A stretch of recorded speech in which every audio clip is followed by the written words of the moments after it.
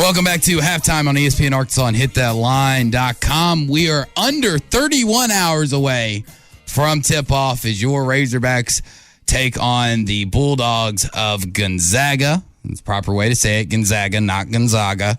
And we're going to talk about the Razorbacks and all the new coaching and faces you're going to see on the baseline around the SEC next year. Right now with Blake Lovell. You can follow him on Twitter at @TheBlakeLovell. Covers SEC for the 14 Southeastern and the assistant editor for Blue Ribbon. Blake, how are you doing today? And how shocked are you that the Hogs are the last SEC team?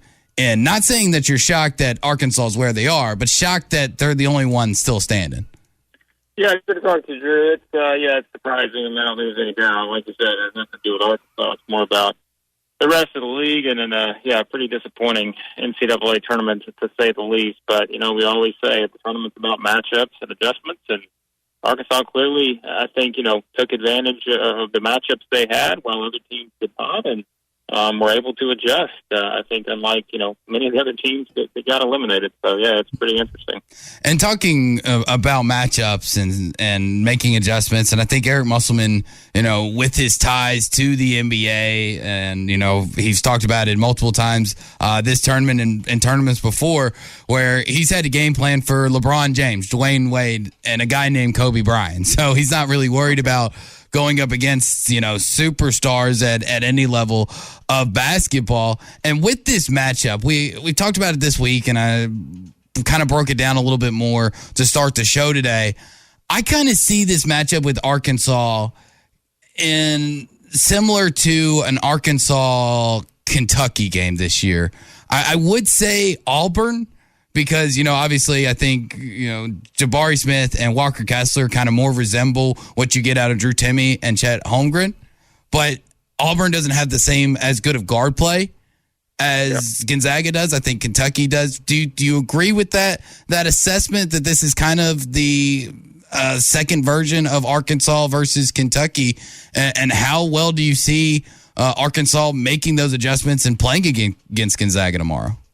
Yeah, I think it's a good point because, like you said, you just look at the size. I think Auburn's a very similar comparison just because, we said all season Auburn is one of those teams where you don't see a lot of teams out there with 6'10" and 7'1" on the floor at the same time. But the guard play is the difference. And like you mentioned, that's what it's going to come down to here is the guard play. It's all about, can JD Note say that the way I look at this game is, Arkansas has a pretty short rotation.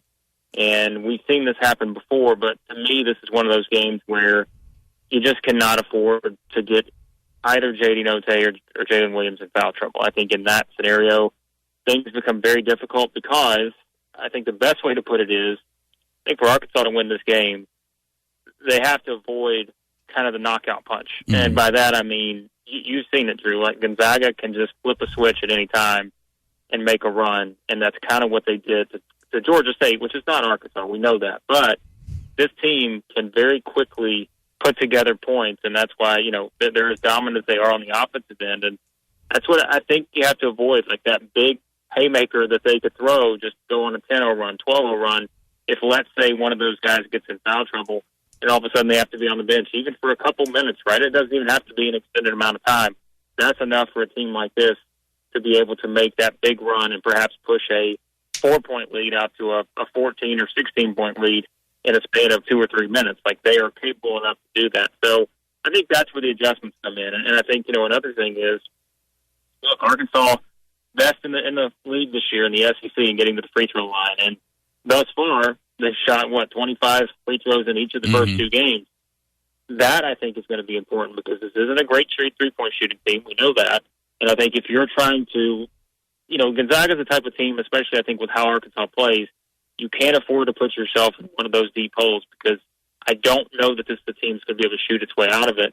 And that's where getting to the free throw line, as you always say, SEC games can be called a little bit differently. But thus far, I think, that's something that some of those other teams had a really tough time adjusting to. If they didn't get the foul calls when there's physicality in the paint, I think Arkansas has done a good job with that. But I think that's one, knowing that you do have 6'10" and 7-foot weighting on you, that's another aspect of this game I think that could be interesting. Mm-hmm. We're talking to Blake Lovell. You can follow him on Twitter at @TheBlakeLovell. Covers SEC for 14 Southeastern and the assistant editor for Blue Ribbon. Blake, around the SEC, though, there has been either both on the court and off the court, has been a lot of stuff. Before we get into the new coaches, out of the 5 teams that made the NCAA tournament that, obviously aren't named Arkansas, that aren't playing anymore, which one was the most shocking to you, and which one was the most kind of predictable that you kind of knew they'd go out when they did? Yeah, I think Kentucky would have to be the most shocking since they lost in round 1, and I think it's just, again, we always say what we like about the NCAA tournament, what we love about it is just the upsets. Everyone waits for those upsets on Thursday and Friday, and there's just no way we could have expected Kentucky to lose that game. I pointed out going into it, I said, look, Kentucky has not played well on the offensive end of the floor. They have not played well in the half-court offense. St. Peter's can force them, which St. Peter's, that was their strength, was defense, and that's why they're still playing. If they can force them to take shots and Kentucky's not making them, maybe things get interesting. But there's no way we're predicting that to happen. So I think that one has to be considered the most shocking just because it did come in round 1. Whereas Auburn, I think the way they lost, I don't know if it was completely shocking. Disappointing is probably a better word in the second round. But I mean, predictable, I hate to put it on Alabama, but I think it's just, Alabama all season long was just a team that was so up and down that you could have seen them beat Notre Dame by 15, you could have seen them lose to Notre Dame by 15, and it just happened to be the latter.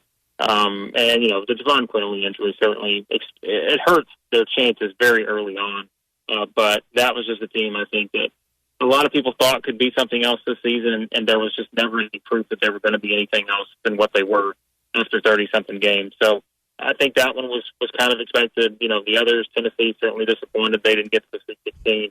LSU, you just didn't know the mindset. I mean, they're playing without their coach and all these other things. That was not an easy matchup to start with, kind of a defensive grind. So I think Kentucky and Alabama are probably the best of choices for those. Mm-hmm. Now, Blake, when we get to the next season, we're going to see some new faces on the baseline for a lot of SEC teams. Technically 6, but really only 5 because obviously Mike White moving from Florida to Georgia. Out of the 5 new faces that we're going to see, which one, and I don't know if any of them really jump off the page and go, wow, that's a home run right off the bat. Day one, they knocked it out of the park. I don't think any of those guys are that way. I think most of them had great spots at their mid-major jobs, and they did a good job. But, none of them are on the level of the upper echelon of the SEC right now. Which one do you think is going to be most successful at the spot that they just got hired at?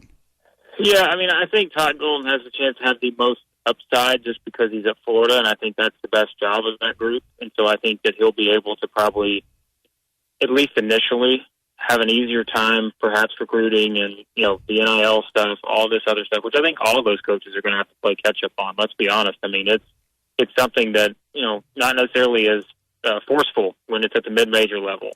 So now you've all of a sudden really got to play catch-up on that kind of stuff. So I think Golden at Florida will have the best chance just because I think it is the best job for the group, and I think he'll have the best resources around him to be able to do that.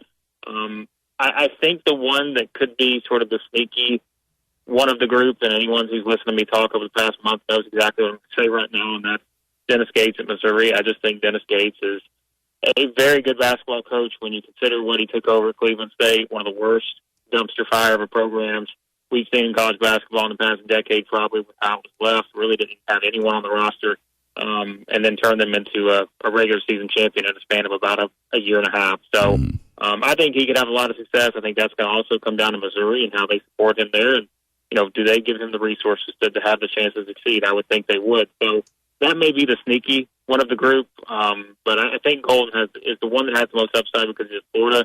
And also wouldn't discount any others. I mean, Chris Jans, great fit at Mississippi State, it seems like. I mean, that just seems like a natural fit for those two parties. Matt McMahon, I like Matt McMahon. I don't love him taking the LSU job because I think that's just, there's so many unknowns. We don't know if they're going to be banned from the tournament for a couple of years. I think we have to expect there's going to be a pretty harsh punishment at this point. But at least he got a 7-year contract. He'll have time to figure it out there. And then Lamont Paris is another one. I mean, his name just kind of popped up on the radar at the last minute in South Carolina, but, quality mid-major coach. And it's just, all of these guys be able to come in and, push out the Eric Musselmans at the top, the Bruce Pearls and the Caliparis and the Rick Barnes. That's not easy to do, and we've seen a lot of coaching turnover because of it in recent years. So that's going to be the big question for all 5 of that group. A few more questions for you, Blake. Appreciate you joining us here the day before the Sweet 16 gets going. And you just talked about John Calipari. He will be entering his 13th season as the head coach of the Kentucky Wildcats next time they play a regular season game. With the fact that you have to go back to 2019 to find a Kentucky tournament win. Now, obviously, no tournament in 2020, so it's not actually, 3-4 years, but it kind of is. He's at 13 already. Does he make it to 20? That's a great question, because I think the only time with this the other day, I think the problem with Kentucky is not, and this is not a knock on Kentucky fans, because I get it. It's about the tradition. It's about what you used to be accustomed to. But I think, when you're at Kentucky and you're the head coach, the expectation is not to just win tournament games. It's not even to make the Final Four. Let's be honest. It's to win the national championship every single year. And we know that's not realistic in this landscape. This isn't the UCLA John Wooden era where you're going to win, however many back-to-back national championships. It's just not easy to do, and it's impossible. I mean, there are not many back-to-back winners we've seen. In the SEC, of course, the best example is Florida, and that was, my goodness, 15-something years ago.